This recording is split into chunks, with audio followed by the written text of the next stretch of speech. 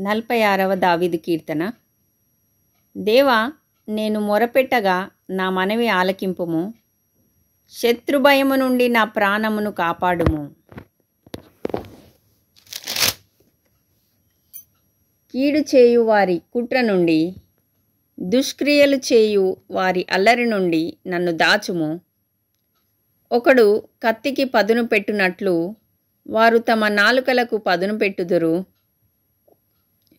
యథార్థవంతులను కొట్టవలనని చాటైన స్థలములలో చేదు మాటలను బాణములుగా సంధించుదురు.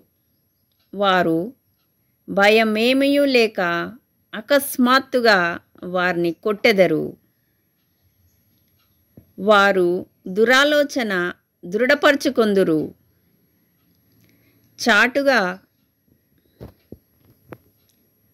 ఉరులనొడ్డుటకు యోచించుకొనుచు మనలను ఎవరు చూచెదరని చెప్పుకొందురు. వారు దుష్క్రియలను తెలుసుకొనుటకు ప్రయత్నింతురు. వెదికి వెదికి ఉపాయం సిద్ధపరచుకొందురు. ప్రతి వాని హృదయాంతరంగము అగాధము. దేవుడు బాణముతో వారిని కొట్టును.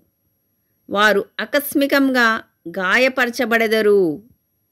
వారు కూలెదరు. వారు కూలుటకు వారి నాలుకే కారణము. వారిని చూచువారందరూ తల ఊచుదురు. మనుషులందరూ భయము కలిగి దేవుని కార్యములు తెలియజేయుదురు. ఆయన కార్యములు చక్కగా యోచించుకొందురు.